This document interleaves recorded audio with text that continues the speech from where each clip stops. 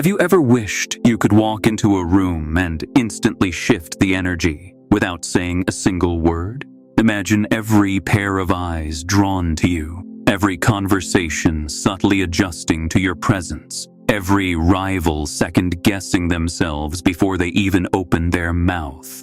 That's not luck, that's not charisma you're born with, it's power. And Machiavelli uncovered the hidden weapons that create it. The world doesn't hand out influence. It doesn't care if you're kind, talented, or hardworking. You've already seen it. The smartest man in the room gets ignored. The hardest worker gets overlooked.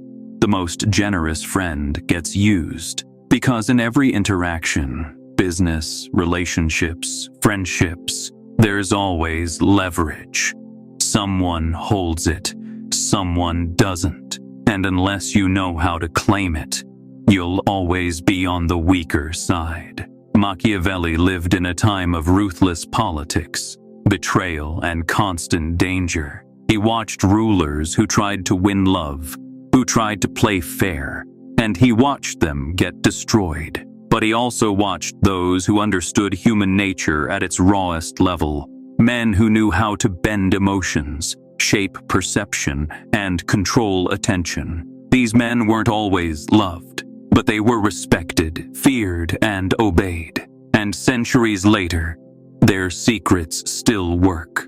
That's what you're about to learn. The 10 hidden weapons of influence. Each one is a law of psychology, tested by history, sharpened by power, and invisible to those who don't know where to look. When you master them, people won't know why they follow your lead, why they agree with your terms, why they hesitate to cross you. They'll just feel it, like gravity. Think about it. How many times have you walked away from a conversation replaying what you should have said? How many times have you left a meeting frustrated, knowing you had the better idea, but no one listened? That ends now, because the moment you stop playing fair and start playing by Machiavelli's laws, the game tilts in your favor. And the beauty is, these weapons don't require shouting, manipulation, or brute force. They work in silence, in stillness, in the way you withhold as much as in what you give. Machiavelli understood that real power isn't loud. It's invisible, subtle, undeniable. And once you anchor these laws into your behavior, influence stops being something you chase and becomes something you radiate. This isn't about being liked. This isn't about being nice. It's about making sure that from this moment on, no one forgets your presence, no one doubts your authority, and no one ever dares to treat you as ordinary again. Here's the harsh truth. Most men will go their entire lives never learning how to control a single interaction. They walk into rooms invisible. They talk, but nobody listens. They try harder, give more, sacrifice endlessly, yet they leave every conversation with less power than they entered with. And then they wonder why they're ignored, why they're overlooked, why respect seems like a prize they'll never win. Maybe you felt it. You speak, but your words slide past people like background noise. You share an idea, and someone else repeats it louder. Suddenly, it's theirs. You pour yourself into relationships, into friendships, into work, and still you're treated like you're replaceable. It's humiliating, and the more you try to prove yourself, the deeper that humiliation burns. Machiavelli saw this weakness everywhere. He saw rulers desperate to be liked, men desperate to please, leaders who thought fairness would protect them. And every time they fell, not because they weren't smart, not because they weren't capable, but because they misunderstood the game. They thought power was about effort, but Machiavelli understood. Power is about perception, and perception is built on hidden weapons most people never even realize exist. The first weapon is silence. The average man talks too much, explains too much, defends himself too much. He thinks words will win respect. They don't. Words leak power. Every extra sentence reveals insecurity, fear, neediness. Machiavelli knew that silence is a blade sharper than any argument. Hold it long enough, and the other person will break it for you. They'll rush to fill the gap, reveal their hand, expose their weakness. You gain influence not by shouting, but by waiting. The second weapon is framing. Whoever sets the frame of the conversation owns the outcome. If you walk into a negotiation saying, "I hope this works out," you've already surrendered.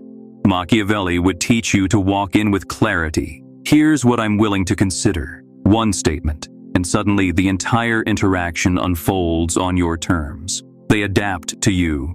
They play inside your frame. The third weapon is scarcity. Human nature is simple. What is rare is respected. What is abundant is ignored. Be too available, too accessible, too eager, and you become cheap.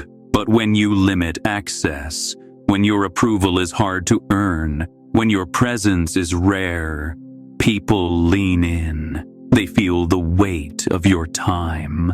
They respect your space. Scarcity is not withdrawal, it's strategy. Machiavelli wasn't guessing. He wasn't idealistic. He was documenting the brutal truth of human nature, and he understood this. Men who beg for respect never get it. Men who wield silence, who set the frame, who control scarcity, those are the men the world bends toward. Now that you've learned the first three weapons, silence, framing, and scarcity, it's time to go deeper. Because Machiavelli didn't just study human nature, he exploited it. He knew that influence wasn't about being liked, it was about being unavoidable. And the men who mastered these next weapons didn't just win respect, they commanded it. The fourth weapon is tempo control. Most people let others set the pace. They rush when others rush, stall when others stall, and without realizing it, they've already surrendered control. Machiavelli understood. The one who sets the tempo owns the interaction. Slow down your speech. Pause when others expect you to answer. Move at your pace, not theirs. The moment you control time, you control tension. And tension always bends to the one who can hold it longest. The fifth weapon is the cutting question. Weak men defend themselves. Strong men never defend. They make the other side explain. Someone attacks your idea. Don't justify. Ask, why does this matter so much to you? One question. And suddenly they're exposed. They ramble. They reveal their insecurity. They show their weakness. Machiavelli loved this move because it turns the spotlight around. They become the one on trial, not you. The sixth weapon is mirroring and shifting. Human beings trust what feels familiar. So you start by matching tone, posture, even rhythm. Subtle, invisible. They relax. They feel seen. And then, when they're synced with you, you shift the energy where you want it. Suddenly they're following without realizing. Machiavelli knew this was the art of seduction. Not forcing people to your path, but making them think it was theirs all along. Machiavelli once wrote, "The wise man does at once what the fool does at last." These weapons aren't for later. They're for now. Every conversation, every meeting, every negotiation. You can either bleed influence or you can sharpen it. And when you sharpen it, people don't just respect you. They fear disappointing you. By now, you've armed yourself with silence, framing, scarcity, tempo, the cutting question, and mirroring. But Machiavelli didn't stop there. He understood that true influence requires something sharper, something people feel in their bones. These next three weapons are where you stop being just another man in the room and become the man everyone recalibrates themselves around. The seventh weapon is the strategic pause. Silence, yes, but with precision. When someone reveals something vulnerable, when they expect you to reply quickly, you don't. You hold, you lock eyes, you let the pause burn. That silence is not emptiness, it's pressure. They fill it with nervous words, with explanations they didn't plan to give. Machiavelli knew rulers who never spoke quickly because every heartbeat of pause multiplied their authority. The eighth weapon is redirecting the spotlight. Weak men defend when attacked. Strong men don't. They flip the energy back. Imagine someone mocks you in a meeting. Most men explain themselves. But you look calmly and say, "Interesting. What's your solution?" Instantly, the pressure is on them. They've gone from predator to prey. Machiavelli loved this move because it forces enemies to show their incompetence in front of everyone. The ninth weapon is the scar of memory. This is Machiavelli's quiet cruelty. He knew people respect scars more than speeches. When someone disrespects you, don't explode. Mark them. Pull back your energy, deny them access, remove your trust. Quietly. No words, no drama, just absence. That absence becomes a wound. They'll remember it far longer than any argument. People test boundaries, yes. But when you leave a scar, they don't test you twice. These weapons aren't about force. They're about inevitability. The pause that makes them squirm. The redirection that makes them stumble. The quiet consequence that lingers like a shadow every time they think of crossing you again. And the best part? None of it looks aggressive. None of it looks desperate. It looks natural, as if you don't even need to fight for respect, because respect is the only option left. Machiavelli said it best. Men are driven by two principal impulses, either by love or by fear. These weapons give you both. Love from those who admire your calm control. Fear from those who never forget the scar. Together, that's power. You've already mastered 9 weapons, tools that shift power in any room. But Machiavelli saved the darkest, sharpest moves for last. These aren't tricks you play every day. These are the weapons you use when you want to leave no doubt.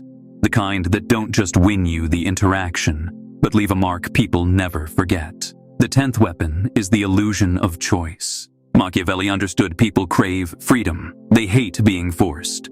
But here's the twist. You can guide them while letting them believe it's their idea. Offer 2 doors, both leading to the outcome you want. We can close this today, or first thing tomorrow. What works best for you? Either way, the choice is yours. They feel powerful, but it's you pulling the strings. That's not persuasion.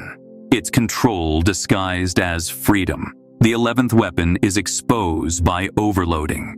If you want to know someone's weakness, don't confront them directly. That just makes them defensive. Instead, press with small, layered demands. Watch where they crack. The insecure man reveals it in his voice. The liar reveals it in his story. The weak reveal it in their silence. Machiavelli studied rulers this way. He knew stress was the fastest truth serum. People may wear masks, but overload rips the mask away. The 12th weapon is the last word by action. Words fade. Arguments dissolve. But action? That echoes. Machiavelli warned that promises mean nothing. Results are everything. So instead of arguing endlessly, close the book with movement. Walk away from the toxic friend without explanation. Cut the manipulator's access without warning. End the disrespect with silence and distance. No announcement, no drama, just a decisive act. That act becomes the last word, the one no one can challenge. Together, these 3 moves seal your power. The illusion of choice makes people follow you willingly. Overloading strips masks and exposes truth. And the last word by action makes your authority permanent, unforgettable. This is Machiavelli's endgame. Influence so subtle they never see it coming. Power so quiet it doesn't need to be spoken. Control so absolute it feels natural. By now, you're not just holding the upper hand. You are the upper hand. Machiavelli said, "The ends justify the means. These are the means, and when you use them, the end is always yours." Here's the trap almost every man falls into. He hears these laws, feels powerful for a moment, then goes right back to old habits. He keeps talking too much. He keeps saying yes too easily. He keeps giving away his energy for free. Knowledge without execution changes nothing. Machiavelli wasn't a theorist. He was a strategist. His words weren't meant to be interesting. They were meant to be used. And that's the part most men miss. So here's how you make these weapons real. This isn't theory. This is your daily training protocol. Step 1. Pick one law per week. Don't try to master everything at once. Take the first law, silence.